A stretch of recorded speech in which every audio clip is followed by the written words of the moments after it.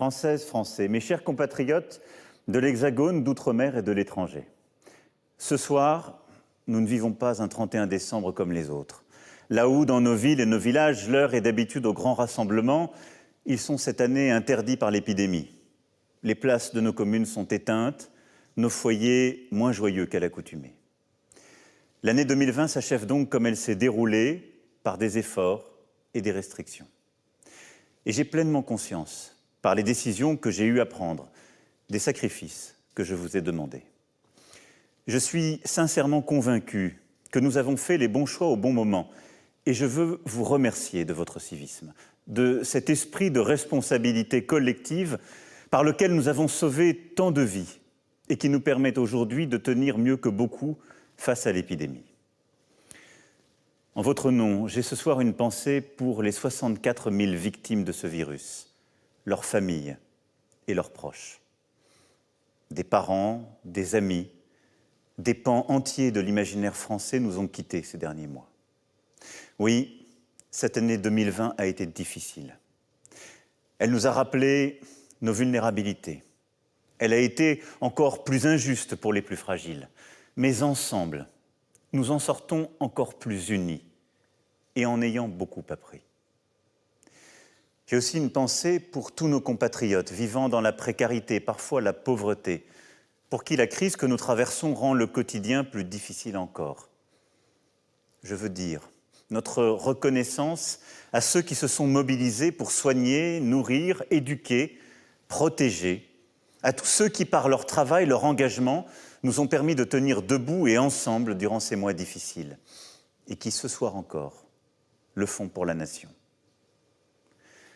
À nos concitoyens œuvrant dans les secteurs de la culture, du sport, de la restauration, de l'hôtellerie, du tourisme ou de l'événementiel, aux étudiants qui ont souffert et souffrent encore davantage que les autres, je veux leur redire que nous serons là.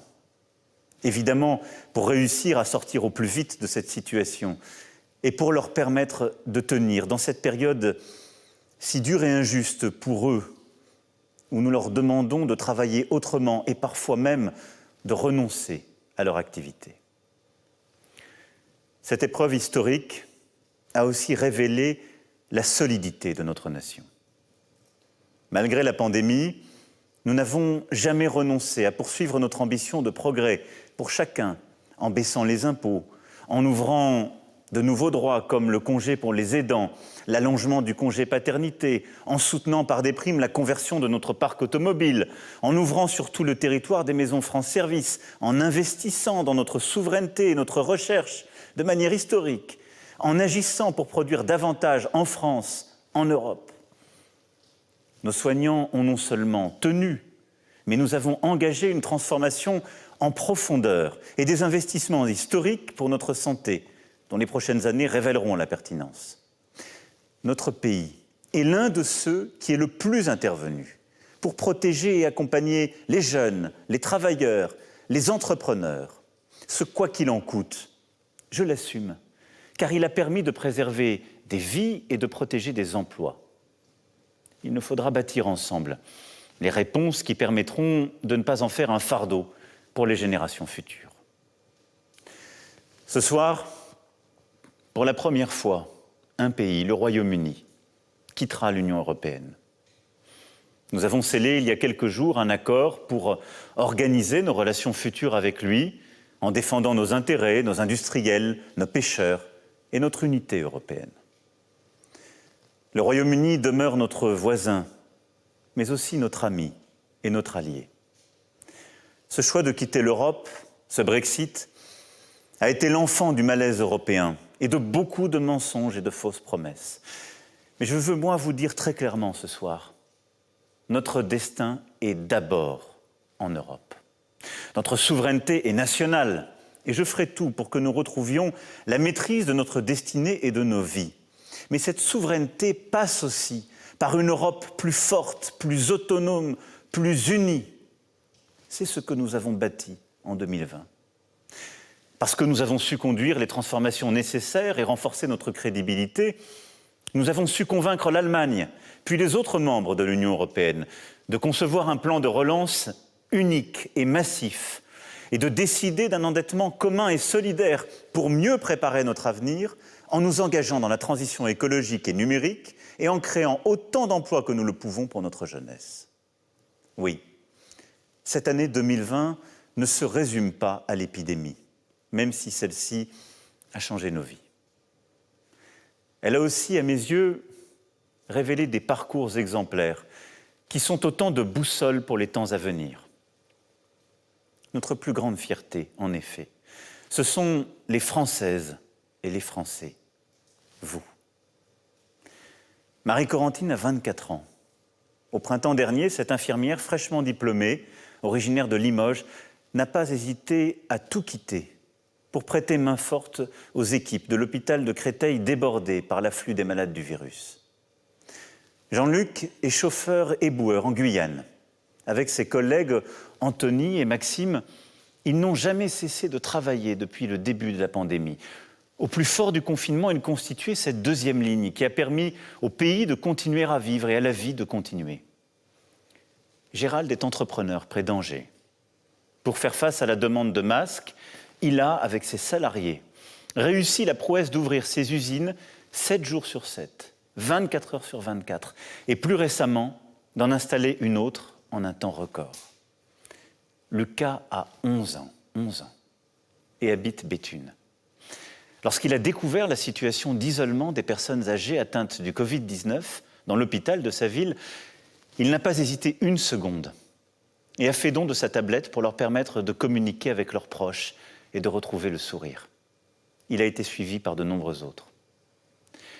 Rosalie est libraire à Bagnolet, en Seine-Saint-Denis. Comme tous ses confrères, elle a beaucoup souffert de la fermeture des commerces malgré les aides. Elle a su innover. Mettre en place un site internet pour permettre la vente à emporter lors des semaines les plus dures. Et les clients à Noël ont répondu présent. Romain et gendarmes attendent dans les Alpes-Maritimes. La nuit du 2 au 3 octobre, des inondations menacent d'emporter une maison de retraite. Au péril de sa vie, il parvient à évacuer plus de 70 résidents, leur sauvant la vie. Avec les policiers de Nice, qui ont mis fin à l'attentat de la basilique Notre-Dame de l'Assomption, avec Arnaud, Cyril et Rémi, gendarmes tués alors qu'ils portaient secours à une femme battue dans le Puy-de-Dôme, avec Tannéry, Dorian et Quentin, militaires morts lundi dernier en opération au Mali. Ils sont des héros de la nation. Mehdi est professeur de sciences économiques et sociales dans les quartiers nord de Marseille. Comme des milliers d'enseignants, il a eu, quelques jours après l'assassinat de Samuel Paty, à organiser un cours sur la laïcité. Pour cela, il a pris le temps de se former auprès d'autres professeurs et d'inspecteurs d'académie. Et avec courage, il est alors revenu auprès de ses élèves sur nos valeurs, leur histoire, assumant cette haute mission de notre école, de nos enseignants, faire des républicains. Wendy est footballeuse. Comme tous les sportifs amateurs et professionnels, elle a vécu une saison difficile avec des entraînements impossibles, des compétitions décalées, des matchs sans public. Pourtant, elle a puisé en elle la force d'âme d'aller remporter avec son club de toujours une 7e Ligue des Champions, un record, et de nous faire rêver dans cette période grise. Morissette a 78 ans. Elle réside dans une maison de retraite de Sevran et il y a quelques jours, vous l'avez tous vu comme moi, elle a été la première Française à se vacciner contre la Covid-19, envoyant contre l'obscurantisme et le complotisme un magnifique message d'espoir pour l'année qui s'ouvre. Tous ces prénoms, ces visages, sont ceux de votre sœur, de votre voisin, de vos amis, de ces milliers d'anonymes qui, engagés et solidaires, ont tenu notre pays dans l'épreuve. Tous ces prénoms, ces visages, sont ceux de l'espérance, ceux de France. Mes chers compatriotes, notre nation a traversé cette année avec une telle unité et une telle résilience. Rien ne peut lui résister. Notre nation a été capable, dans ces temps difficiles, de tant d'innovation, d'inventivité, de générosité.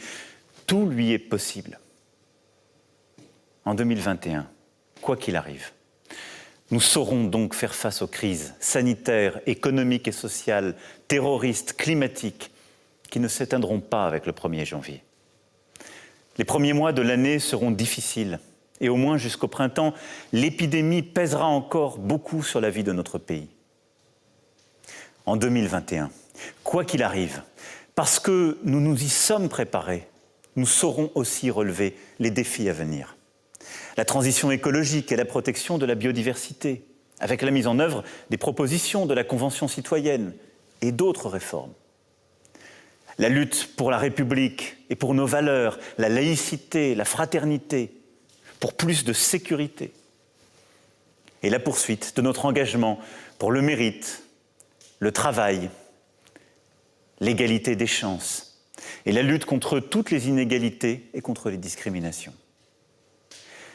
Les épreuves que nous avons affrontées auraient pu émousser notre enthousiasme, désaltérer l'espoir. Il n'en est rien. L'espoir est là. L'espoir est là, dans ce vaccin que le génie humain a fait advenir en 1 an seulement. C'était impensable il y a encore quelques mois. Et je vous le dis avec beaucoup de détermination ce soir. Je ne laisserai personne jouer avec la sûreté et les bonnes conditions, encadrées par nos scientifiques et nos médecins, dans lesquelles la vaccination doit se faire. Et je ne laisserai pas davantage, pour de mauvaises raisons, une lenteur injustifiée s'installer. Chaque Français qui le souhaite doit pouvoir se faire vacciner, de manière sûre et dans le bon ordre, en commençant par ceux qui présentent le plus de risques. L'espoir est là. Et l'espoir grandit chaque jour, dans cette relance qui déjà frémit en France plus qu'ailleurs, et qui va nous permettre, dès le printemps, d'inventer une économie plus forte, tout à la fois créatrice d'emplois, plus innovante, plus respectueuse du climat et de la biodiversité et plus solidaire. Et je sais le Premier ministre et le gouvernement pleinement mobilisés. L'espoir vit dans la liberté que nous retrouverons, dans la force de notre culture, de notre art de vivre à la française, dans les leçons aussi que nous saurons tirer de cette crise pour plus de simplicité, d'efficacité, parfois tout simplement de bon sens. L'espoir vit dans notre jeunesse. Nous lui avons tant demandé.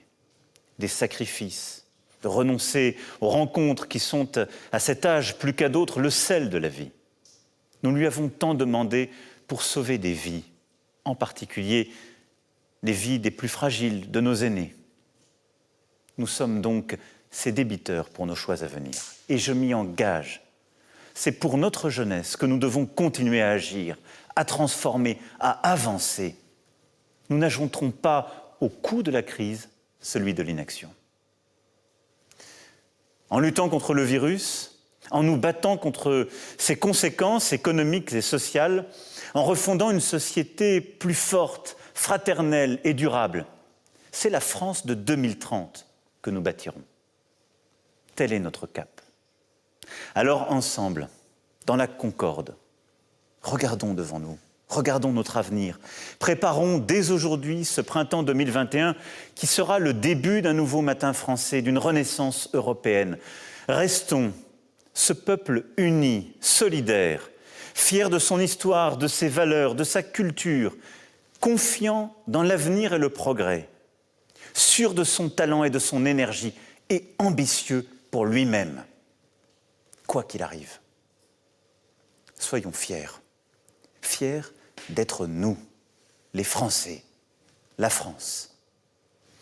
Voilà, mes chers compatriotes, bonne année à tous. Que 2021 soit une année heureuse pour chacune et chacun et une année utile pour notre pays. Vive la République et vive la France.